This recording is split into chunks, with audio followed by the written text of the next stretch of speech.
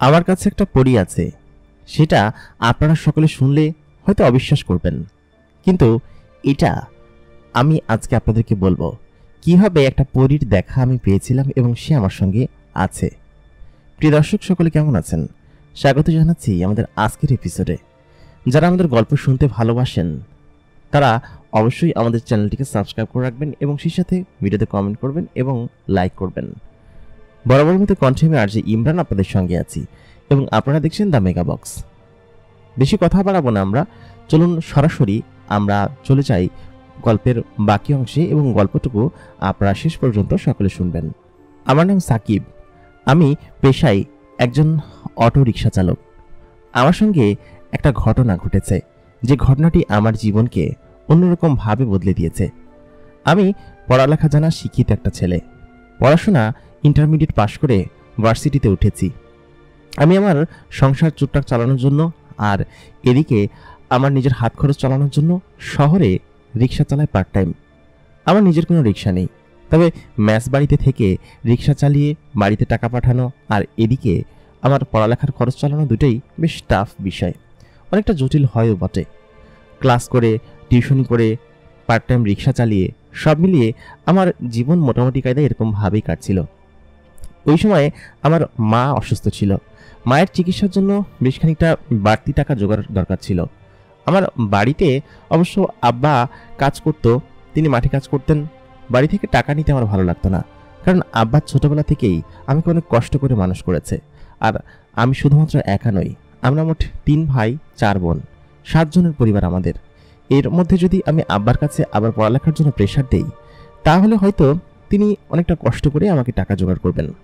আর আমার বড় দুই ভাইয়ের কাছে যে জিজ্ঞেস করব, তারাও দুজনে কৃষক, তারা বিয়ে শাদী করে নিজেদের মতো থাকছে, তারা ওরকমভাবে আমার পড়ালেখার খরচ বা টাকা পয়সা হয়তো দিতে পারবে না। যার কারণে বাধ্য হয়ে আমি পার্ট টাইম অটো রিক্সা চালানোর কাজ শুরু করি। অবশ্য কেউ জানতো না এটা, কারণ শহরে থেকে কাজ করতাম, পড়াশোনার খরচ সব নিজেই জুটাতাম। শহরে নতুন নতুন এসে অনার্স ফার্স্ট ইয়ারে তখন ভর্তি হয়েছি। ওই সময়টাতে আমাকে হেল্প করার মতো কেউ আসলে ছিল না। আমার এক কাছের বড় ভাই ছিল, তিনি একটা টিউশনি ম্যানেজ করে দিয়েছিলেন। আসলে এর আগে আমি কখনো টিউশনি করাইনি, তো গ্রামের ওই 5-6 সর্বোচ্চ 7 পর্যন্ত আমি পড়িয়েছি। কিন্তু এখানে তো আর সেগুলো দিয়ে কাজ চলবে না, এখানে পড়াতে হলে আরও বেশি অভিজ্ঞতা থাকা লাগবে। যার কারণে আমি একটা টিউশনি দিয়ে এখানে চালাতে পারছিলাম না, বিদায় আমি তখন রিক্সা চালাতে শুরু করি। বাড়িতে বাবা মাকে ফোন দিয়ে বলি যে আমার একটা চাকরি হয়েছে, আমি সেই পার্ট টাইম চাকরিটা করি, পড়াশোনা করি, আর এরকমভাবেই চলছে। তো আমি যে মেসে থাকতাম, সেই মেসটা ছিল হচ্ছে 3 তলা, এবং আমি যে রুমটাতে থাকতাম সেই রুমে আমরা 3 জন ভাগাভাগি করে সেই রুমে থাকতাম। আর রুমের উপর থেকে অনেক ছাদ ছিল, মাঝে মধ্যে ছাদে যেতাম।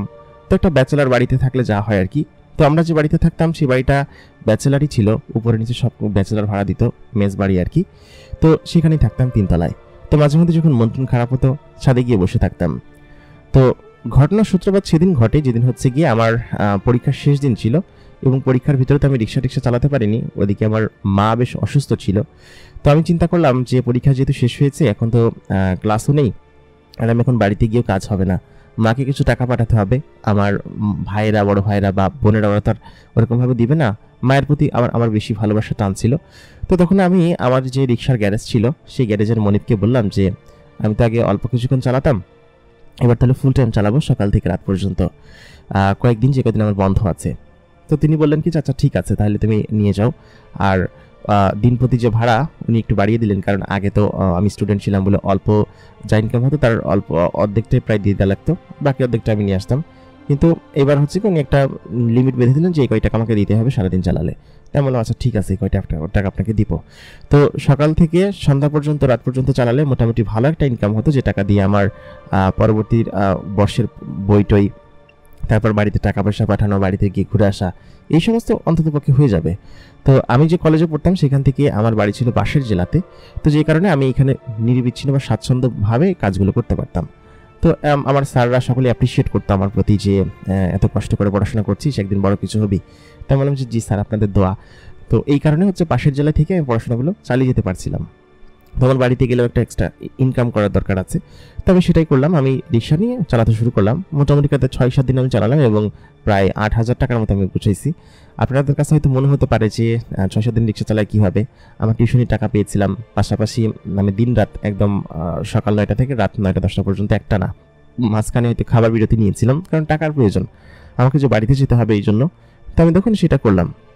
তো লাস্টের দিন মানে হচ্ছে যেদিনকে আমি রিক্সা জমা দিয়ে আমি করব, বাড়িতে যাব আর কি, টাকাটা নিয়ে বাড়িতে যাব। তো ওই দিন হচ্ছে গিয়ে আকস্মিকভাবে এই ঘটনাটা আমার সঙ্গে ঘটে। আমাদের ওইখানে একটা জায়গা আছে, জায়গাটা বেশ পুরাতন এবং গ্রামের সাইডের মতো। তো সাধারণত ওইদিকে মানুষ তেমন একটা রাত্রেবেলা যেতে চায় না, একটু গ্রাম অঞ্চল, ওদিকে গেলে ফিরতি প্যাসেঞ্জার পাওয়া যায় না। তো আমি তখন রিক্সা হচ্ছে গিয়ে লাস্ট ট্রিপ যেটা ছিল সেটা রেখে আমি তখন গ্যারেজে জমা দিতে যাব। আমার গ্যারেজটা আবার পাশেই ছিল, পাশের 4-5 গলি পরে। তো আমি তখন সেদিকেই যাচ্ছিলাম। তো ওই মুহূর্তে আমাকে হচ্ছে গিয়ে একজন বললো কি যে ভাই ওইদিকে যাবেন? তা বললাম কি যে না, ওইদিকে আমি যাবো না, ওইদিকে রাস্তাটা একটু বেশি শুনশান, আর আসার সময় ছিনতাই ডাকাতির সমস্যা আছে, আমি এদিকে যাব না, আপনি দয়া করে আমাকে রিকোয়েস্ট করেন না, আর রিক্সাটা আমারও না, আমি স্টুডেন্ট মানুষ, কষ্ট করে খাই। উনি বললেন কি যে আমি টাকা বাড়ায় দিব। আমি বললাম কি যে টাকা বাড়ায় দিলে আমি যাবো না, এখন রাত প্রায় 11টা বেজে গেছে, আর ওদিকটা গ্রাম অঞ্চল, আসার সময় ফিরতি টিপও পাওয়া যায় না। তো তিনি বললেন যে আচ্ছা ঠিক আছে, এখন কোনো রিক্সা টিক্সা পাওয়া যাচ্ছে না, আর ওদিনকে বৃষ্টি হয়েছে প্রচুর, যার কারণে রিক্সা নেই, আর শহরের অনেক জায়গায় পানি উঠে গেছে। তো উনি আমাকে এক প্রকার জোর জবরদস্তি করলেন। তো তারপর দেখলাম কি যে উনি ওনার স্ত্রী নিয়ে দাঁড়ায় আছেন, ওনার স্ত্রী সম্ভবত অসুস্থ এবং ওরা হাসপাতাল থেকে আসতেছে। তো এক প্রকার আমার তখন মন গলে গেল ওনাদের প্রতি, ওনাদের এরকমভাবে রিকোয়েস্ট করতেছে, আশেপাশে কোনো রিক্সা নেই, ওনারা যে যাবে ওদিকে। যেমন আচ্ছা ঠিক আছে। তো উনি তখন বললেন যে ভাই আপনার অনেক শুক্রিয়া, আপনি চলেন। তো ওদিকে সাধারণত ভাড়া হয় হচ্ছে গিয়ে, যদি শহরের এই মাথা থেকে যায় তাহলে 120 টাকা সর্বোচ্চ ভাড়া হয়, যদি রাত্রেবেলাও যায় তো 120 টাকা, নর্মাল টাইমে 60 টাকা ভাড়া আর কি। তো ডাবল যদি তাও 120 টাকা এরকম হবে আর কি। তো আমি গেলাম, যাওয়ার পরে হচ্ছে গিয়ে ওনাদের বাড়ি অনেকটা ভেতরে ছিল, তো সেই ভেতর পর্যন্ত ওনাদেরকে নামিয়ে দিয়ে আসলাম। তো আসার সময় উনি আমাকে অবাক করে দিয়ে 500 টাকার একটা নোট দিল। তো আমি সেগুলো খুচরা করতে যাচ্ছিলাম, তো উনি বলেন কি যে ভাই আপনি আমার অনেক বড় উপকার করছেন, আপনি আমার নাম্বারটা নিয়ে যান, যদি পথে কোনো বিপদ হয় আপনি আমাকে ফোন দিয়েন, আমার এইখানে মোটামুটি ভালো জানাশোনা আছে, আমার স্থানীয়, তো আশা করি আপনি হেল্প পাবেন, আমি জানি যে কোনো সমস্যা হবে না, তারপর আপনি যান।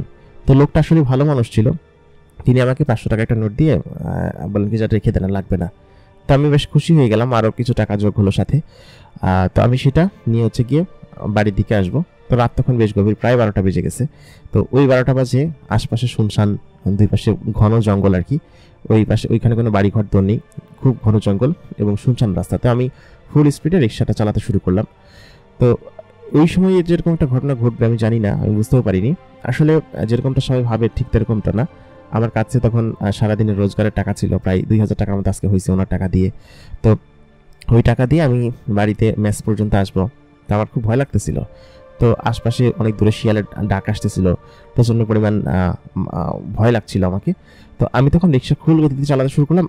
এর মতো মুহূর্তে আমি সেখানে খেয়াল করলাম যে আচমকা এখানে একটা বট গাছ ছিল, বটগাছের পাশে একটা জাম গাছ ছিল এবং খুবই শুনশান জায়গা আর কি, দুই পাশে কোনো বাড়ি ঘর তো নেই, শুধু ঘন জঙ্গল আর বন এরকম জায়গা। তো সেখানে আমাকে 4-5 জন ঠ্যাক দিয়ে বললো কি যে এই দাঁড়া। আমার তো তখন পরানে একদমই পানি নাই, এরকম একটা পরিস্থিতিতে আমার মনে হচ্ছে যে রিক্সাটাও যাবে আর আমার সমস্ত টাকা পয়সা, তো আমি তখন ভীষণ বিপদে পড়ে গেলাম। তো ওই মুহূর্তে আমি হচ্ছে গিয়ে সেই বাইরে ফোন দেওয়ার জন্য ডায়াল কলের নাম্বার রাখছিলাম, ফোন দিলাম। তো ফোন ঢুকছে কিনা আমি জানি না, ওনারা আমার ফোন কেড়ে নিল, আর পাশাপাশি হচ্ছে কি আমার সেই যাচ্ছিল, টাকা পয়সা যাচ্ছিল, সব কেড়ে নিল। তো ওই মুহূর্তে আমি কান্নাকাটি করতে শুরু করলাম, যে রিক্সা পর্যন্ত নিয়ে যাচ্ছিল। তো আমি কান্নাকাটি চিল্লা চেঁচামেচি করতে শুরু করলাম যে ভাই কেউ একজন আমার বাঁচান, আমার সব কিছু নিয়ে গেল ভাই, আমি অনেক অসহায় ভাই। তো ওই লোকটা শুনছে কিনা আমি জানি না, আমি তাদেরকে বলছি যে ভাই আমি রিক্সা চালাই খাই, আমার বাড়িতে মা অসুস্থ, ওই টাকাগুলো লাগবে, আমি কালকে বাড়িতে যাব। তো ওনারা তো নেশা টেশা করে আসছে, ওনারা প্রচণ্ড মাদকাসক্ত ছিল। তো এই মুহূর্তে আমার কথা তো শুনবে না, আমি প্রচণ্ড চিৎকার চেঁচামেচি করতে থাকি যে ভাই এরকমটা করেন না, আমার এই রোজগার নিয়ে বাড়িতে যেতে হবে, আমি স্টুডেন্ট, আমি কষ্ট করে রোজগার করছি সারাদিন, দয়া করে এরকমটা করেন না। তো আমি স্মার্ট ছেলে, গ্রামের স্মার্ট ছেলে এবং শহরে আসছি, সবার থেকে মোটামুটি সব কিছু ভালো বুঝি, কিন্তু পরিস্থিতি দেয় এগুলো করছি, এগুলো অনেকভাবে বোঝাইছি তাদেরকে, কিন্তু তারা কোনোভাবে বুঝতে চায় না। আমার রিক্সাটা সরকার সমস্ত কিছু, আমি চিৎকার করে কান্নাকাটি করতে শুরু করলাম, কারণ হচ্ছে আমার কিছু করার ছিল না। একে তো হচ্ছে গিয়ে এই টাকাগুলো আমি পাবো না, দ্বিতীয়ত হচ্ছে কি এই যে ওরা রিক্সাটা নিয়ে গেল, রিক্সার দাম আছে প্রায় 70-80 হাজার টাকা, এত টাকা তো আমি মনিবকে দিতেও পারবো না, একটা অন্যরকম বিপদে পড়ে যাবো তখন। আমার তখন কী হবে আমি কিছু বুঝতে পারতেছিলাম না, তো আমি এত জোর কান্নাকাটি করতেছিলাম। তো ওই মুহূর্তে আমি দেখলাম কি যে আমার পেছনে নাকাব পরা একটা মেয়ে আসলে দাঁড়ায় আছে। মেয়েটার পরনে বোরকা পরা এবং সাদা রঙের এক ধরনের বোরকা পরা। মেয়েটার শরীরের এক ধরনের অন্যরকম সুঘ্রাণ তার শরীর থেকে বের হচ্ছে এবং সে আমার পিছনে দাঁড়ায় আছে। তো তখন আমাকে সে বলতেছে, আপনি এরকম কান্নাকাটি করতেছেন কেন, আপনার কি হয়েছে? তো এটা আমাকে বললো। তো আমি তখন বললাম, দেখেন আপা, আমার সমস্ত কিছু নিয়ে গেল, আমি অসহায় গরিব একজন মানুষ, আমার রিক্সা, আমার টাকা পয়সা, আমার মায়ের অসুস্থ, আজকে ওষুধ কিনতে হবে, ওষুধ কিনে কালকে বাড়িতে যাব, ওরা সব নিয়ে গেল, আপনি কিছু একটা করেন। তো ওরা, মেয়েটা তখন কিছু বললো না। আমি তখন কান্নাকাটি করতেছি, আমি আচমকা তাকায় দেখি আমার পেছনে কেউ নাই। তো আমি তখন ভয় পেয়ে গেলাম। একে তো এদিকে গুন্ডা বদমাইশদের ভয়, আর এদিকে এদের এরকম একটা বাজে পরিস্থিতি, খুবই বাজে পরিস্থিতির মধ্যে পড়ে গেছি, একটা খারাপ অবস্থা। তো তখন ওনারা হচ্ছে গিয়ে দেখলাম কি যে বেশ খানিকক্ষণ পরে ওনারা হচ্ছে কি আমার কাছে দৌড়ায় আসতেছে। কেন আসতেছে আমি জানি না, এবং ওনারা সবাই আমার কাছে দৌড়ায় আসতেছে রিক্সা সমেত।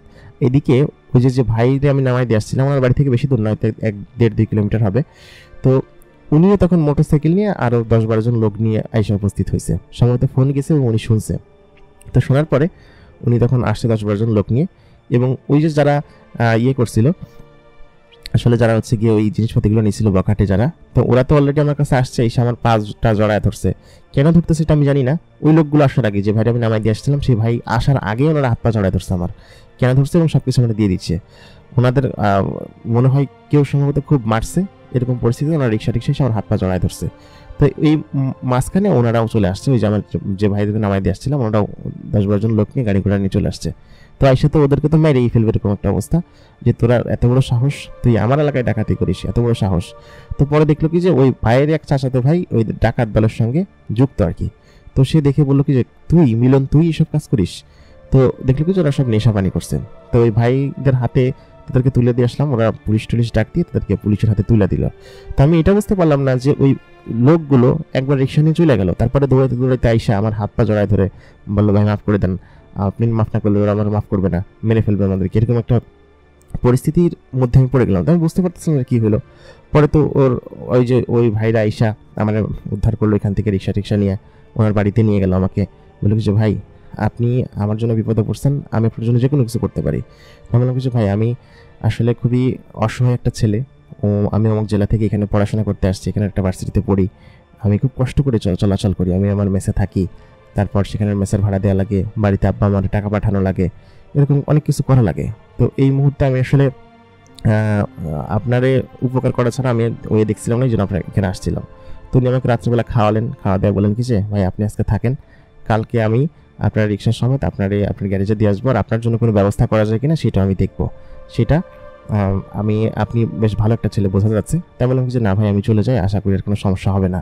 তো উনি তখন ওই রাত্রে 1টা বাজে আমাকে ওই শহরের মোড় পর্যন্ত মানে দিয়ে গেলেন ওনার বাইকে করে, আর হচ্ছে রিক্সা সমেত আমাকে মোড় পর্যন্ত দিয়ে গেলেন আমাকে আগায়া। বললেন, যান ভাই আপনি ঠিক সহি সালামতে যান। তো ওনার মন বেশ ভালো ছিল এবং বেশ বড় মনের মানুষ ছিলেন উনি। তো উনি তখন আমাকে মোড় পর্যন্ত আগায় দিয়ে গেলেন। ওই রাত্রে তো আমার একদম বুক ধরফর করতেছিল। তো আমি বাসায় এসে আমি তো কিছু বললাম না, আমি রিক্সাটা গ্যারেজে জমা দিয়ে আসতে গিয়েও বকাঝকা খাইছি যে, এত রাত্রে থেকে আসছিস, এত রাত্রে রিক্সা কেউ চালায়, হ্যান ত্যান, এত টাকা বেশি দিতে হবে। তো আমি তার কোনো কিছু না বললে, আমি তো ভয়ে হাত পা কাঁপতেছিলাম, আমি তারা দিয়ে ঘটনা না বললে আমি বাসায় চলে আসি, এবং আইসা আমি বাসায় তখন ঘুমায় পড়ি, কারোর সঙ্গে কোনো কথা না বললা। সারা রাত আমার ঠিকঠাক মতো ঘুম হলো না, ঘুম হলো ছাড়া ছাড়া। কারণ হচ্ছে এরকম একটা বিপদ যা কিনা আমার সঙ্গে কখনো ঘটেনি, কিন্তু আমার মাথায় এটা ঢুকছে না যে ওই মুহূর্তে রাত 12:30 বাজে, ওইরকম রাস্তার ভিতরে একটা মেয়ে, তাও আবার এরকম পরিষ্কার পরিচ্ছন্ন কাপড় পরা, মুখে নাকাব দেওয়া, তার চোখের যে প্রাণোজ্জ্বলতা, ওই সময় দেখে আমি কিঞ্চিৎ ভয় পেয়েছিলাম। তবে আমি এটা বুঝতে পারলাম না যে উনি এত রাত্রেবেলা ওইখানে কীভাবে আসলেন। সেটাই আমার মাথায় বারবার ঘুরপাক খেতে লাগলো। আমি সারা রাত ছাড়া ছাড়া ঘুম হলো, ওই স্বপ্নগুলো দেখতে লাগলাম, বাজের স্বপ্ন, কেউ এসে আমাকে মারধর করছে, আমাকে নিয়ে যেতে চাচ্ছে, এরকম স্বপ্নগুলো দেখতে লাগলাম। ছাড়া ছাড়া ঘুম নিয়ে আমি ফজরের আজানের আগে উঠে নামাজ পড়ে সকালবেলা ব্যাগপত্র নিয়ে বেরিয়ে পড়লাম। মেসের অনেকে আমাকে জিজ্ঞেস করলো যে, ভাই কি হয়েছে, গতকাল থেকে এরকম যেন কথা বলতেছেন, এত রাত্রেবেলা আসছেন। কারো কাছে কোনো কিছু না বলে আমি ব্যাগপত্র এবং টাকা পয়সা যা ছিল সব কিছু নিয়ে বাড়ির দিকে রওনা দিলাম। তো আমার যেহেতু পাশের জেলা ছিল, যেতে 2 ঘন্টার মতো সময় লাগবে, তো আমি গিয়ে বাস কাউন্টারে বাসের টিকিট কেটে বাড়ির দিকে রওনা দিলাম, এবং মোটামুটি সকাল 10টার দিকে আমি বাড়িতে পৌঁছালাম। তো বাড়িতে আমার আম্মা আমাকে দেখে, সে এক প্রকার অনেক দিন পরে আমাকে দেখেছে, সে বলল, আসছিস তুই? আর বাড়িতে যেহেতু যাওয়ার সময় সে তো অনেক কিছু নিয়ে যেতে হয়, কিন্তু এবার আমি নিয়ে যেতে পারিনি, কারণ আমি ডিরেক্ট বাড়িতে গিয়েছি। আমার পরাণ তখনও ধুকফুক করছিল এরকম একটা পরিস্থিতির মধ্যে। তো গতকালকে যা ঘটেছে সেটা যদি সত্যিই ঘটে যেত, ওরা যদি এসে আমার হাতে পায়ে মাপ না চেয়ে ওই জিনিসপাতিগুলো যদি ফেরত না দিয়ে যেত, তাহলে হয়তো অন্যরকম একটা বিপদ ঘটে যেতে পারতো। তো সেটা তো ওইখানে গেল। বাড়িতে আসার পর সকলে আমাকে দেখে বেশ খুশি হলো, এবং বাড়িতে আসার পর আমি যেন কেমন অস্বস্তি বোধ করছিলাম, কারণ আমি রাস্তা দিয়ে যখন আসছিলাম কেন যেন বারবার মনে হচ্ছিল যে কেউ আমাকে ফলো করছে। তো আমার মধ্যে একটা ভয় ঢুকে গেল যে কেউ এরকমভাবে আমাকে ফলো করছে, আমি ভীষণ ভয় পেয়েছি। তো বাড়িতে সারাদিন এরকমভাবে কাটলো। আমি বাজার সদাই করে নিয়ে আসলাম, আর বাড়িতে যেহেতু অনেকদিন পরে এসেছি, আব্বা আম্মা একাই থাকে ওনারা। আব্বা তখনও নিজের চাষ ক্ষেত করে, আর আমার ছোট একটা বোন ছিল। এই মোটামুটি এরা তিনজনই এক বাসায় থাকে, আর বাকি যে বড় দুই ভাই আছে তারা তো আলাদা হয়ে গেছে, তারা ওই টুকটাক যা দেয় আর কি। তো এরকম করে আমাদের উপরের সংসার আর কি চলতেছে এরকম। তো ওইদিনকে রাত্রেবেলা থেকে আমার সঙ্গে সব অদ্ভুত ঘটনা ঘটতে শুরু করলো। ঘটনাগুলো এমন ছিল যে আমি যে ঘরে ঘুমাই, আমি রাত্রেবেলা যেহেতু আমার রাত জেগে পড়ার অভ্যাস ছিল, তো রাত্রেবেলা আমার তাড়াতাড়ি ঘুম আসতো না। তো আমার কাছে কেমন একটা অন্যরকম গুঞ্জন কানে ভেসে আসতো যে আমার রুমের বাইরে বা ওই বাগানের ওইখান থেকে কোনো একটা সুঘ্রাণ ভেসে আসতেছে, এবং কেউ গুনগুন করে গান গাচ্ছে, সেটা আবার কোনো একটা মেয়ে। তো আমি তখন কিছু বুঝতে পারতাম না যে কেন এরকমভাবে এই শব্দগুলো আসছে, আগে তো এরকম আসতো না। আর খুব সুন্দর একটা ফুলের সুঘ্রাণ, সেই সুঘ্রাণটা এই পাশ থেকে আসতেছে। তো প্রথম দিন রাত্রে এরকমভাবে কাটলো, এবং আমার কাছে কেন যেন মনে হচ্ছিল যে আমার রুমের ভিতরে কেউ একজন আছে, এবং কারোর উপস্থিতি থাকলে যেমন টের পাওয়া যায় যে রুমের ভিতরে কেউ আছে, একবার এই পাশে যাচ্ছে, একবার ওই পাশে যাচ্ছে, নড়াচড়া করতেছে। তো এই জিনিসগুলো তখন আমার মাথার ভিতরে কেমন যেন গেঁথে গেল। আমার ওই রাত্রেও ঠিকঠাক মতো ঘুম হলো না। তো পরের দিন সকালে উঠে আমি আমার ছোটো বোনের কাছে জিজ্ঞেস করলাম, কিরে আমাদের বাড়ির পেছনে কি কোনো ফুল গাছ লাগাইছিস নাকি, এরকম ফুলের সুঘ্রাণ? তো তখন বললো, ফুল গাছ লাগাবো কই থেকে, বা আমাদের বাড়ির আশেপাশে কোনো ফুল গাছ নেই, আর পেছনে তো পুকুর, একটা ডোবা, ওইখান থেকে ফুলের ঘ্রাণ কীভাবে আসবে? তো এই কথা বলার পর আমি তখন বুঝতে পারছিলাম না যে আসলে কি ঘটছে আমার সঙ্গে। এখানে ফুলের কোনো ইয়ে নেই, কোনো কিছু নেই, তারপর এরকম ফুলের সুঘ্রাণ আমি পাচ্ছি। তো যাই হোক, আমি প্রত্যেকদিন যেহেতু ফজরের নামাজ পড়ার অভ্যাস ছিল আমার, তো পরের দিন রাত্রেবেলা আমি খেয়ে দিয়ে যখন রুমের ভিতরে গেলাম, রুমের ভিতরে আমি যখন দরজাটা খুলে ভিতরে ঢুকলাম, তখন মনে হলো যে কেউ একজন খুব তড়িঘড়ি করে রুম থেকে বের হয়ে গেল, কিন্তু আমি ভিতরে ঢুকে কাউকে দেখতে পেলাম না, এবং রুমের ভিতরে সেই স্মেলটা তখনও ছিল। আমার কিন্তু এপাশে জানালা বন্ধ, ভিতরে এরকম স্মেল, কেউ যদি পারফিউম না ছড়ায় তাহলে এরকম স্মেল আসার আসলে কথা না। তো আমি ভাবলাম যে আজকে রাত্রে একটু পড়ি। তো ওই সময় কারেন্টও ছিল, কারেন্ট সাধারণত আমাদের গ্রামে এই সময় থাকতো না।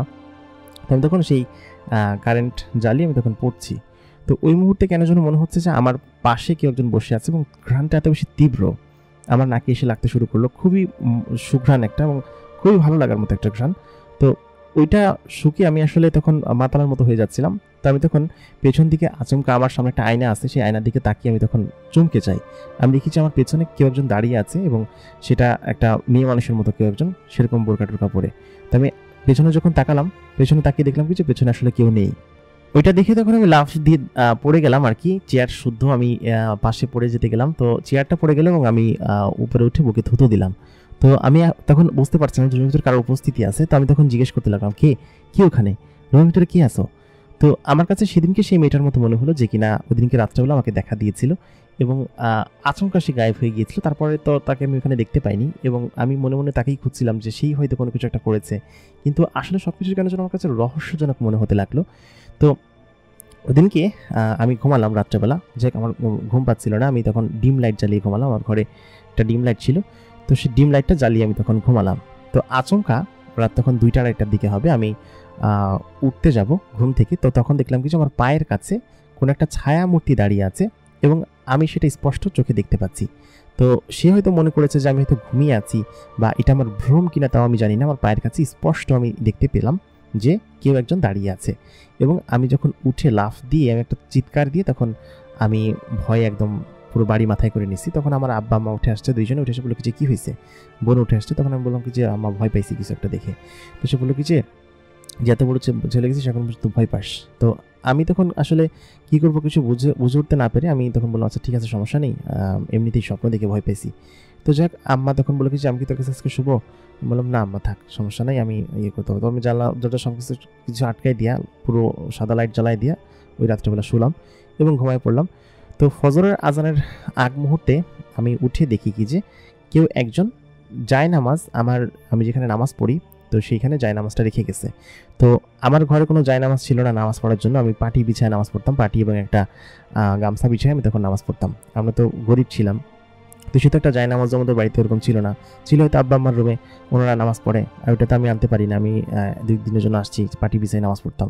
তো আমি দেখলাম কি যে আমার বিছানার পাশে টেবিলের উপর একটা জায়নামাজ রাখা, একদম নতুন চকচকে জায়নামাজ, এবং সেই জায়নামাজের উপর একটা তসবি রাখা, এবং শুধুমাত্র সেই তসবি না, পাশাপাশি হচ্ছে গিয়ে একটা কোরআন শরীফ এবং আরও বেশ কিছু সরঞ্জাম রাখা, আতর টাতর দিয়ে সমস্ত কিছু দিয়ে রাখা। তো আমি নতুন এই জিনিসটা কি এখানে রেখে গেল, আমার ঘরের দরজা আটকানো, জানালা আটকানো, কারোর এই ঘরের ভিতর ঢোকার কোনো সুযোগ নাই, কিন্তু এই ঘরের ভিতরে এরকমভাবে কি একটা রেখে গেল, সেটাই আসলে আমার শঙ্কার বিষয় ছিল। আমি আসলে কিছু বুঝে উঠতে পারছিলাম না যে কি এটা রেখে গেল। আমার পরানোর ভিতরে তখন স্যাত মেরে উঠলো, কিরে কি এরকমভাবে ঘরের ভিতরে জিনিসগুলো রেখে গেল। আমার তো তখন ভয় লাগতে শুরু করলো যে কেউ তো একজন আছে যে কিনা আমাকে ফলো করছে এবং আমার আশেপাশে দেখছে আমাকে, এবং এটা করছে, এবং সেটা কোনো অলৌকিক কোনো কিছু, গায়েবী কোনো কিছু, স্বাভাবিক কোনো কিছু না, যা কিনা আমি তখন ভয়ে কিছু বলতে পারছিলাম না। যাই হোক, আমার নামাজ সময় হয়ে যাচ্ছিল, আমি বাইরে বের হলাম। বাইরে এসে দেখলাম কি যে উজু করার যে পানিটা, আমাদের কলটা আবার দূরে ছিল, একটা কলে আমরা সকলে ব্যবহার করতাম, তো উজু করার যে পানিটা, সেই পানিটাও একটা পট ভর্তি আমার ঘরের দরজার সামনে রেখে গেছে কেউ, এবং সেই পটটা নিয়ে আমি তখন অজু করলাম, এবং সেই পটটাও আমাদের বাড়ির পট না, একটু দামি পট মনে হচ্ছিল। তো সেই পটটা নিয়ে আমি তখন অজুটা করলাম। অজু করে এসে ঘরের ভিতরে এসে দেখি সেই জায়নামাজটা ঘরের ভিতরে বেছানো, আমি কিন্তু বিছাইনি, পাটি টাটি শুদ্ধ সমস্ত কিছুতে বেছানো এবং তসবি টসবি সহকারে সেখানে রাখা। তো যাক, আমি এসে নামাজের সময় চলে যাচ্ছে, আমি নামাজ পড়লাম। নামাজ পড়ে আমি সালাম ফেরালাম। সালাম ফেরানোর মুহূর্তে আমি যখন করছিলাম, মোনাজাত ধরলাম, তো মোনাজাত ধরার মুহূর্তে আমি তখন বলছিলাম যে আল্লাহ, আমি আমার অবস্থার তুমি জানো যে আমি কীরকম পরিস্থিতি চলাফেরা করি, আমার বাবাকে সুস্থ রাখো, হ্যান ত্যান, বা যেই আমাকে হেল্প করেছে তাদের সকলকে ভালো রাখো, শিফা দান করো সকলকে। তো এরকম সমস্ত কিছু দোয়া টোয়া করে আমি যখন সালাম মানে মোনাজাতটা আমিন বলবো, ওই মুহূর্তে পেছন থেকে কেউ একজন আমার সঙ্গে আমিন বলে উঠলো। তো ওইটা বলার পর আমি তখন ভয়ে এক প্রকার সামনে সরে গেছি। একদম আমি স্পষ্ট শুনতে পাচ্ছি যে কোনো একটা মেয়ে কণ্ঠ আমার পেছনে আমার সঙ্গে আমিন বলে উঠেছে। তো আমি এতটুকু বুঝতে পারলাম যে আমার সঙ্গে কিছু একটা আছে, যে কিনা আমার সাথে সাথে নামাজ পড়েছে আমার সাথে, কিন্তু সেই জিনিসটা কে আমি কিছু বুঝে উঠতে পারছিলাম না, যে কি এমন জিনিস যে আমি কাকে দেখতে পাচ্ছি না, কিন্তু সে আমার আশেপাশে আছে এবং আমাকে যেভাবেই হোক সে আসলে আমার পাশে আমাকে ফলো করছে। তো আমি তখন উঠে ভয় পেয়ে আমি আবার বাইরে বেরিয়ে আসলাম। ততক্ষণে বাইরে বেশ খানিকটা আলো ফুটতে শুরু করছে, যেহেতু ফজর আজান দিয়েছে অনেকক্ষণ হয়েছে এবং আমি দেরি করে ফেলেছি। তো আমি দেখলাম আম্মা তখন উঠে উঠান ঝাড়ু দিচ্ছে। আম্মা খুব ভোরে উঠে উঠান ঝাড়ু দিয়ে রান্নাবান্না করতে যায়। 8টার আগে আমাদের রান্নাবান্না হয়ে যায়। তা মা উঠান দিয়ে কিরে বাবা কখন উঠছিস? তা বললাম কি যে উঠছি, এর আগে তো উঠে নামাজ পড়ে ঘুমাই। তো তখন আম্মা কি কথা না বলে আমি তখন চলে গেলাম বাইরে একটু হাঁটতে। ফজরের নামাজ পড়ে হাঁটতে যাই না, সাধারণত ঘুমাই এখানে, আর ওইখানে থাকলে তো উঠে পড়তে বসি। তো এখানে আমি তখন একটু হাঁটতে গেলাম। তো আমাদের ওইখানে খালপাড় আছে, খালপাড়ের রাস্তা ধরে আমি হাঁটতেছি। তো হাঁটার পথে আমার সাথে একজনের দেখা হইলো। তো জিজ্ঞেস করলো যে কেমন আছিস? তো বললাম ভালো আছি কাকা, আপনারা কেমন আছেন, ভালো আছেন কিনা? কথা বলার এক পর্যায়ে সে আমাকে বললো যে তোর আব্বা তো এত বড় জমিতে একা চাষ দিতেছে, তুই বাড়িতে আসছিস যেহেতু তার সাথে একটু সাহায্য কর। তো আব্বা এমন লোক, সে আমাকে বলে নাই যে তার জমিতে জোন লাগবে বা সে একা কষ্ট করে করতেছে। তো আমি বললাম কিছু আব্বা, তারপরে মাঠে গেলাম, মাঠে যা দেখি কিছু আব্বা তখন পাতা উঠাইতেছে আর কি, মানে ওই ধানের বীজ যেটা গাছ আর কি, ওইটা উঠে যা পরে লাগাইতে হবে পুরো ভুঁইতে, ভুঁই প্যাক দিয়ে হয়ে গেছে, তো ভুঁইতে লাগাবে। তা বললাম কিছু আব্বা তুমি আমার বলতে পারতা। সে বলতেছে যে বাজান তুই এমনিতেই কত কষ্ট করিস, শহরে পড়াশোনা করিস, তোর কারি কৃষিকাজ মানাই? তাহলে কিছু আব্বা তুমি কি বলো, সব কৃষিকাজ মানাবে না কিসের জন্য, তুমি আমার সাথে আমি উঠাইতেছি। তো যাক, আব্বা আমার তো উঠাইতে দিবে না। তো আমি আর আব্বা সারাদিন দুপুর পর্যন্ত আমি করলাম, করে প্রায় অর্ধেক বই কমপ্লিট করে ফেললাম, আর বাকি অর্ধেক আছে এবং এগুলো উঠে কালকেই লাগাইতে হবে, এখান থেকে আমরা বাড়িতে নিব না, ওই পাশেই সমস্ত জিনিস সে কমপ্লিট করে রাখছে। তো আমি তখন ওইখান থেকে চলে আসলাম এবং আব্বাও চলে আসলো।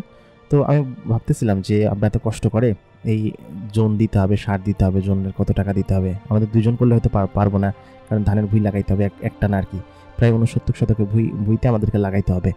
তো এরকম পরিস্থিতিতে আমি বলতেছিলাম বাসায় একা একা এসে যে যদি একজন জোন নেওয়া লাগে তাহলে তো টাকা দিতে হবে, আব্বা তো মনে হয় আমার কাছে টাকা চাবে না, সে হয়তো আম্মার কাছে যাবে, কিন্তু এটা যদি দুজনে করা যেত তাহলে তো ভালো হইতো।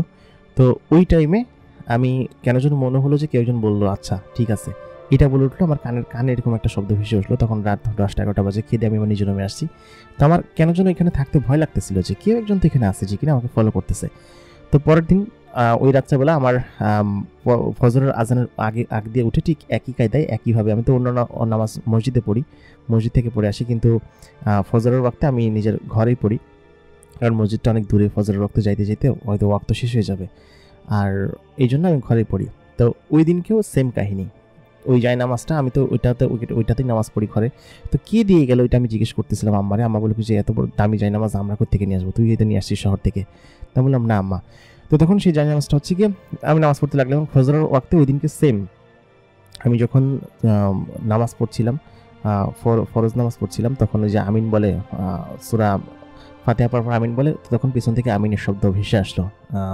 তো ওইটা শোনার পরে আমার তখন পড়ান ধরফট করছিল যে সাধারণত পেছনে যদি কেউ থাকে তাহলে সে আমিন বলবে, কিন্তু পেছনে কেউ নেই, কে নামাজ পড়তেছে আমার সঙ্গে, এটাই আমি আসলে ধরতে পারতেছিলাম না। তো আমি ভয়ে তখন ভাবলাম যে আমি আবার ফিরে যাব। তো সকালবেলা উঠে আব্বা যখন মাঠে গেছে, মাঠে যাওয়ার পর সে মাঠ থেকে ফিরে আসছে। আসার পর আমি বললাম যে কি আর আব্বা ফিরে আসলো যে, আমি তো তোমার সাথে যাইতে চেয়েছিলাম, আমি সব কিছু রেডি টেডি করে ভাত টাত নিয়ে যাইতে চেয়েছিলাম, যে ধান আজকে পাতা সব উঠে আজকে ধান লাগাই ফেলবো, আর দুজন জোন ঠিক করার কথা। তো আব্বা বলতেছে যে আমি তো বুঝতে পারতেছি না এটা কেমনে হইলো। তা বললাম আব্বা কি হয়েছে, তুমি কি বলতেছো, কিছু তো বুঝতে পারতেছি না। ওই তখন আব্বা বললো যে আমি আজকে সকালবেলা যে দেখি কি যে আমার বইয়ের পাতো একটাও নাই, পাতো যেগুলো ছিল সেগুলোও নাই, মানে যেগুলো আমরা উঠাইছি সেগুলো তো আমি ওইখানে রেখে আসছিলাম, সাধারণত কেউ নেয় না। আমি গিয়ে দেখি বইয়ের পাতো একটাও নাই, আর সব পাতো হলো কেউ নিয়ে গেছে। তো আমি তখন বললাম যে কী বলতেছো আব্বা, পাতো নিয়ে যাবে মানে কে নিবে পাতো, আর এরকমভাবে নেওয়ার কেউ নেই, তুমি কি বলতেছো এইসব? তো আমি আর আব্বা তখন আবার মাঠে গেলাম। তো আব্বা পরবর্তী অংশটুকু আর দেখে নাই, সে বললো কি যে কে যেন উঠাই সব নিয়ে গেছে। তো সাধারণত জমি থেকে এরকমভাবে ফসলকে উঠাই নিয়ে যাওয়ার সাহস গ্রামে বা কেউ নেয়ও না, আর নিয়ে কোথায় রাখবে, কি করবে?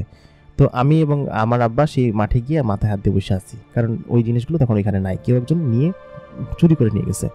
তো মন খারাপ আমারও হয়ে গেছে, আব্বারও হয়ে গেছে। এবার হয়তো ধান আর লাগানো হবে না, এই ধান না লাগাইলে হয়তো সারা বছর খাইতেও পারবে না। তো আমার উপর একটা প্রেশার বা মানসিক চিন্তা চলে আসলো। তো তখন আব্বার এক বন্ধু, মানে আব্বার সঙ্গে কাজ করে আমাদের গ্রামের এক কাকা, তিনি বলেন কি যে কিরে তুই এত তাড়াতাড়ি ধান লাগালি কেমনে, তোর বুইতে দেখলাম কালকে ফাঁকা, কালকে দেখলাম তুই পাতা উঠাইতেছিস, ধান কিভাবে লাগাইলি? তা বললাম যে ধান কেমনে লাগাইছে আব্বা, তুমি কি রাত্রেবেলা এসে ধান লাগাইছো নাকি, রাত সারা রাত কাজ করছো নাকি? আব্বা তখন বললো কি যে না আমি তো কিছু করি নাই। তো আমরা যখন মাঠে গেলাম, মাঠে যাওয়ার পর আমরা দেখলাম কি যে পুরো জমির যেসব আছে, পুরো এই পাশ থেকে ওই পাশ 69 শতক পুরোটা আর কি ধান লাগানো কমপ্লিট। কে লাগাইছে, কিভাবে লাগাইছে, কারা লাগাইছে, পাথর ভুঁই অর্ধেক উঠানো ছিল, অর্ধেকটুকু কে উঠাইছে, বাকিটুকু কে আইনা লাগাইছে, এটা কেউ জানে না। তাও আবার এক রাতের ভিতরে যদি কেউ কমপ্লিট করতে চায় তাহলে অন্তত পক্ষে 6 জন লাগবে একদিনে কমপ্লিট করতে, এটা মানে 6টা কামলা লাগবে এগুলো করতে। তো এই 6 জন এর কাজ এক রাতের ভিতরে কমপ্লিট হয়ে গেছে, তাও বেশি সময় না। আব্বা এখান থেকে গেছে মানে 8টার দিকে, এই রাত্রের বেলা কি কাজ করলো? তো ওইটা নিয়ে আব্বার মাথাও হাত, আমার মাথাও, আমি তো পুরো অবাক যে কি এটা করলো, আমি তো সম্পূর্ণভাবে অবাক হয়ে যাচ্ছিলাম। তো ওই মুহূর্তেও আমার নাকে সেই সুঘ্রাণটা আসতে লাগলো এবং আমার কানে একটা ফিসফিসানি শব্দ, তখন প্রায় সকাল 6টা-7টা বাজে, ফিসফিসানি একটা শব্দ ঠান্ডা বাতাসের মধ্যে দিয়ে বয়ে গেল। তো আমার তখন আমার পরনের ভিতর দুলফুল করতে লাগলো, কেউ একজন আমার নাম নিল খুব ফিসফিস করে। তো আমি তখন ভয়ে কি করবো কিছু বুঝে উঠতে পারছিলাম না। তো তারপর আমি আব্বাকে নিয়ে বাসায় চলে আসলাম, আম্মাকে সমস্ত ঘটনা বললাম, আমার বোনকে বললাম, বললো তো অলৌকিক ঘটনা, এটা কীভাবে ঘটলো? তো আব্বা বললো যে হয়তো রাত্রেবেলা কেউ একজন করে রাখছে, তুই করছিস নাকি? আমার তো মনে হচ্ছে তুই গিয়ে করছিস যাতে আমার কষ্ট না হয়। তো বললাম যে আব্বা আমি একা কীভাবে করবো, করার জন্য তো লোক লাগবে, অন্তত পক্ষে 3 জন লোক লাগবে, এটা যদি সারা রাত ভরে করা হয় তাও তো 3 জন লোক তো অন্তত পক্ষে লাগেই। তো আব্বা বললো হ্যাঁ ঠিক আছে। তাই বললাম যে আব্বা আচ্ছা ঠিক আছে, ধান যেহেতু লাগানো হয়ে গেছে, যা কিছু করা লাগে তুমি করো, আমি চলে যাবো, আমার ভার্সিটি খুলবে 2-3 দিন পরে। তো আগে গিয়ে আমার ওই যে টিউশনি একটা আছে, টিউশনি করাইতে হবে, তো বন্ধ দিতে পারবো না, 3 দিন অলরেডি আমি এখানে আসি। তো আব্বা বলে আচ্ছা ঠিক আছে তুই যা। তো আমি ওইদিনকে খাওয়া দাওয়া করে ব্যাগপত্র সমস্ত কিছু রওনা দিলাম। তো আমি ওই জায়নামাজটা বাড়িতে রেখে গেলাম, বললাম কি যে এই জায়নামাজটা তোমরা ব্যবহার করো, যেহেতু এটা আমি নিচ্ছি না, আর সাথে তসবি আসলে সব বাড়িতে আমি রেখে গেলাম। তো রেখে যাওয়ার পরে আমি তো চলে আসছি মেসে। তো আমি যে মেসে থাকি সেই মেসে এসে ওইদিনকে টিউশনি পড়ানোর পরে আমি রাত্রেবেলা এসে শুইলাম। তো মেসের ভিতরে থাকলে ওরকমটা হওয়ার কথা না। তো মেসের ভিতরে যে কাহিনীটা ঘটলো, মেসের মধ্যে সেই সুঘ্রাণটা আমি পেতে লাগলাম। রাত্রে গিয়ে আমার এক বন্ধু পড়তেছিল, ও আমি যখন ওঠার পরে দেখলাম সেই সুঘ্রাণটা আমার নাকে খুব তীব্রভাবে আসতেছে। তো আমি তখন ওকে বললাম যে মিলন তুই কি কোনো গন্ধ পাচ্ছিস নাকি? মিলন বলল যে কিসের গন্ধ? আমি বললাম যে একটা ঘ্রাণ, ফুলের সুঘ্রাণ, খুব মিষ্টি একটা সুঘ্রাণ মিলন তখন বললো, কই না তো, আমি তো কোনো ঘ্রাণ পাচ্ছি না। তো ওই ঘ্রাণটা আমার নাকি এত তীব্রভাবে কেন আসতেছে আমি তো কিছু বুঝতে পারতেছি না। সব মিলে আমার আসলে কেমন যেন একটা লাগতেছে যে এরকম ঘ্রাণ আমার নাকি এরকম তীব্রভাবে কেন আসবে, আমার এরকমভাবে কি, মানে সব কিছু একটা ওলটপালট পরিস্থিতি ছিল। তো আমার দুজন যে রুমমেট ছিল, রুমমেটের একজনও সেই ঘ্রাণ পাচ্ছিল না, এবং কেন পাচ্ছিল না সেটাও আমি জানি না। তো আমি আসলে কি করবো কিছু বুঝে উঠতে না পেরে আমি তখন ভাবলাম যে মেজাজটা খারাপ হয়ে যাচ্ছে, একটু ছাদে যাই। সব কিছু উলটপালট ঘটতেছে আমার সঙ্গে। আমি দেখলাম কি যে আমি সাধারণত মেসে না থাকলে আমার বিছানা টিছানা সব অগোছালো থাকে, বা যেভাবেই হোক ওরা ঘুমায় টুমায় অগোছালো করে রাখে। তো ওই দিনকে আসার পর আমি দেখলাম আমার পুরো রুম গোছানো, টেবিল গোছানো, সমস্ত কিছু গোছানো, এবং সব অন্যরকমভাবে হয়ে আছে।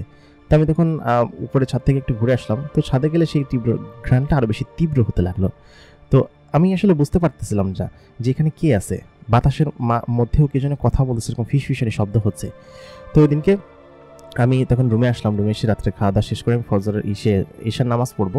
ঈশার নামাজ পড়ার জন্য আমি গিয়ে জায়নামাজ খুঁজতেছি। আমার এখানে একটা জায়নামাজ আছে, এখানে নামাজ পড়ার জন্য আমি রাখছি।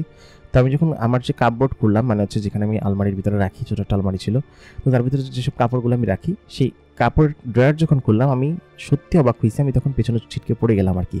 তোরা বললো কিছু কী হয়েছে? তো আমি দেখলাম কি যে আমার সেই ড্রয়ারের ভিতরে সেই একই রকমের একই রঙের সেই জায়নামাজ, দামি জায়নামাজটা, এবং সেই জায়নামাজ থেকে সেই সুঘ্রাণ আসছে কাপড়ের ভিতর থেকে, এবং সেই সাথে তার সেই তসবি, তারপর সেই আতরটা, তো সমস্ত কিছু ওটার ভিতরে রাখা। তো আমার তখন মাথা ঘুরে উঠলো যে এটা কীভাবে এখানে আসলো। তো যাই হোক, নামাজের সময় পার হয়ে যাচ্ছিলো, তখন আমি নামাজ পড়ে নিলাম এবং সেটা নিয়ে বসে আছি। যে তো ওরা বলতেছে কি এত সুন্দর জায়নামাজ কোত্থেকে কিনে দেখি। তো ওরা যখন সেই জায়নামাজটাতে হাত দিল, ওদের নাকি কারেন্টের মতো শক লাগছে জায়নামাজ ধরার সাথে সাথেই।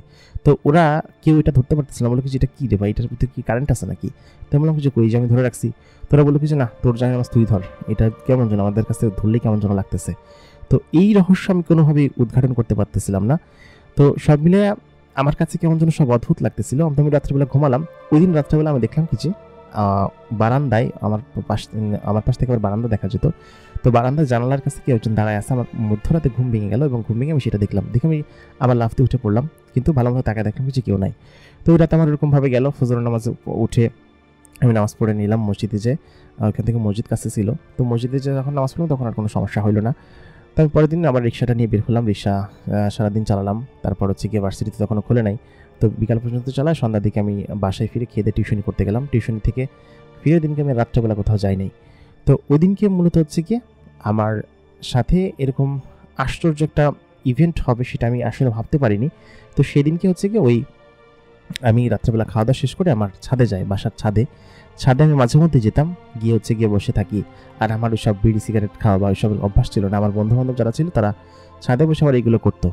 তো ওরা গিয়ে এক পাশে সিগারেট খাচ্ছিল আর গিয়ে গল্প গুজব করতেছিল। তো আমি ওদের সাথে মিশিও না, ওরা বলে আমাকে আমি মিশি না, কিন্তু আমি এই পাশে এসে আমি চুপচাপ দাঁড়াইছিলাম। তো রাতটা ছিল জ্যোৎস্না রাত।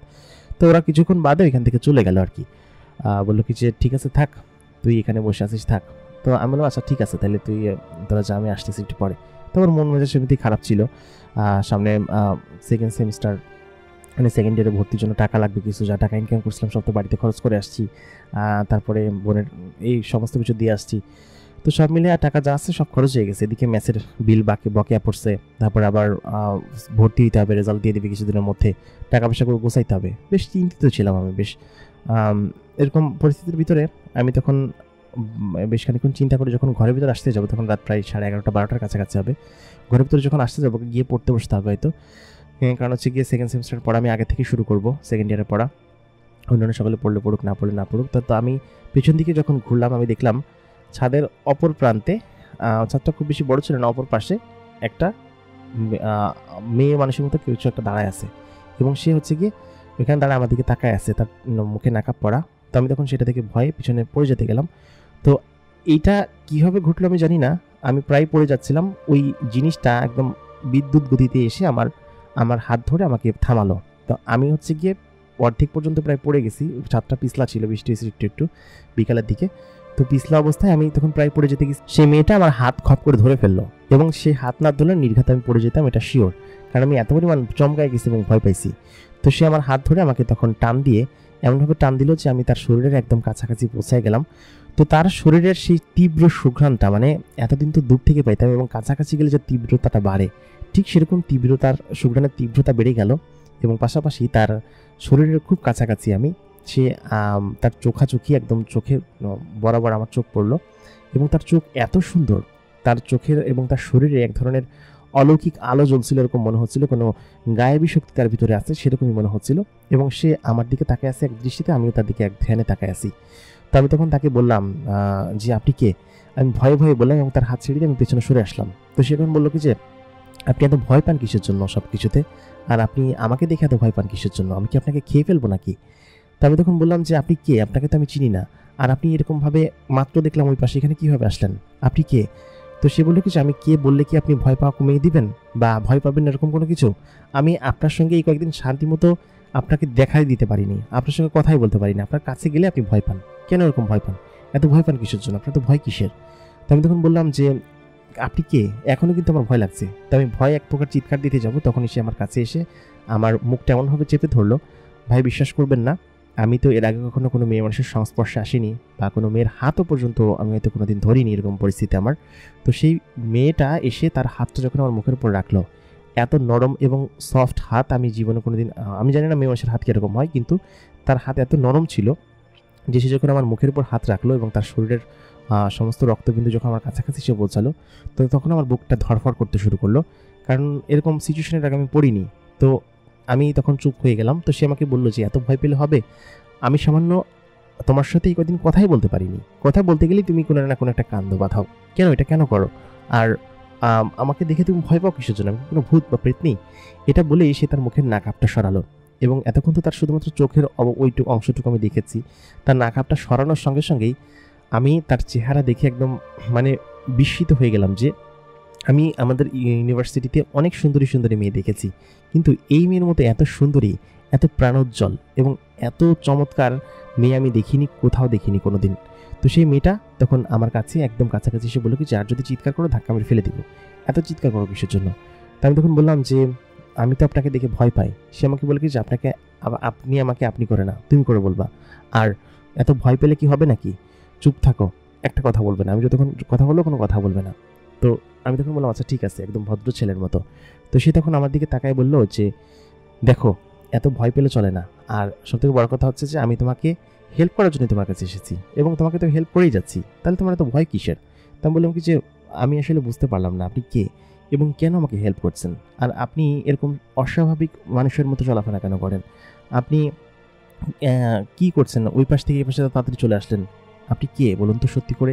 তো সেই মেয়েটি আমাকে বলল যে আমি কে সেটাই তো আপনার প্রশ্ন। আমি যদি বলে দেই যে আমি কোনো মানুষ না, তাহলে কি আপনার একটু স্বস্তি লাগবে? তো আমি তখন বললাম যে মানে? সে আমাকে বলল আবার মানে মনে করছো? তুমি একদম চুপ থাকবা, আমি যেটা বলবো সেটা শুনবা, ঠিক আছে? আমি তখন একদম চুপ করে বোকা ছেলের মতো দাঁড়িয়ে আছি। তো সে বললো কি যে শোনো, তোমার নাম সাকিব তাই না? আমি বললাম জি সাকিব, আপনি কে? তো সে আমাকে বললো আবারও জিজ্ঞেস করছে আপনি কে? চুপ করে থাকতে বলেছি না? আমি একদম চুপচাপ বসে রইলাম। সে যেন একদম শাসনকর্তার মতো আমাকে শাসন করে যাচ্ছিল। তার মুখের দিকে আমি তাকিয়ে হা করে তাকিয়েছিলাম। তো সে বললো আমার মুখের দিকে হা করে তাকিয়ে কি দেখছো? বারবার লজ্জা পাচ্ছিলাম, আমার মুখ সরিয়ে নিচ্ছিলাম। তাই আমি বললাম না কিছু না। তো সে আমাকে তখন বললো যে আমি যদি বলি যে আমি কোনো মানুষ না, তাহলে সেটা বিশ্বাস করবে? আমি তখন বোকার মতো হা করে বসে আছি। ও তখন বলল যে সত্যি আমি কোনো মানুষ না, আমার নাম হুরাম, আমি একটা পরী এবং পরীর জগৎ থেকে এসেছি। এই কথা শুনে আমার চোখ তখন কপালে উঠে গেল, কারণ কোনো পরী সে আমাকে দেখা দিয়েছে, কিন্তু কেন, কিসের জন্য এবং কেন সে আমাকে সেরকমভাবে শাসন করছে? আমার মাথায় কিছু ঢুকলো না। সত্যি তখন আমি মাথার ভিতরে এক গাদা প্রশ্ন নিয়ে তার দিকে হা করে তাকিয়ে রইলাম। প্রিয় দর্শক, আমাদের এই গল্পের প্রথম এপিসোড এখানেই শেষ। দ্বিতীয় এপিসোডে কী হবে জানতে হলে আমাদের সঙ্গে থাকুন। প্রথম এপিসোড আপনাদের কাছে কেমন লাগলো কমেন্ট করে জানাতে অবশ্যই ভুলবেন না। দ্বিতীয় এপিসোডে আপনাদের সকলকে আমন্ত্রণ রইল। তার আগে আমি আপনাদের কাছে রিকোয়েস্ট করব, যারা এখন পর্যন্ত আমাদের চ্যানেলটাকে সাবস্ক্রাইব করেনি তারা অবশ্যই সাবস্ক্রাইব করে রাখবেন। সাবস্ক্রাইব না করলে কিন্তু পরবর্তীতে আমি কোনো ভিডিও আপনাদেরকে দিব না, সেটা আপনারা খুব ভালোভাবেই বুঝতে পারছেন। তো সেহেতু অবশ্যই আমাদের চ্যানেলটাকে সাবস্ক্রাইব করে রাখবেন, আর সেই সাথে ভিডিওতে লাইক কমেন্ট অবশ্যই করবেন। আর আমাদের ফেসবুক গ্রুপে যারা এখন পর্যন্ত জয়েন করেনি তারা এই ভিডিওর ডেসক্রিপশন লিঙ্ক ফলো করে ফেসবুক গ্রুপে জয়েন হয়ে যান এবং আমাদের ফেসবুক পেজটাকে অবশ্যই লাইক দিয়ে আসবেন। আপনাদের কাছে রিকোয়েস্ট থাকলো আপনারা ফেসবুক গ্রুপে জয়েন করেন, আপনাদের মতামত শেয়ার করেন, আপনাদের গল্প যদি থাকে আপনারা সেই গল্পগুলো শেয়ার করেন। আপনাদের গল্প থেকে আমরা আমাদের চ্যানেলে আপনাদের গল্প আপলোড করব, সেটা আপনারা সেখানে দ্রুত গিয়ে আমাদের এই ভিডিও ডেসক্রিপশনে সেই লিঙ্ক দেওয়া আছে, সেই লিঙ্ক ফলো করে অবশ্যই আপনারা আমাদের ফেসবুক গ্রুপ এবং ফেসবুক পেজে লাইক দেন। দেখা হচ্ছে পরবর্তী এপিসোডে নতুন কোনো জীবনের ঘটনা নিয়ে। আর এই এপিসোডে দেখাই হচ্ছে। সকলে ভালো থাকবেন, সুস্থ থাকবেন। খোদা হাফেজ।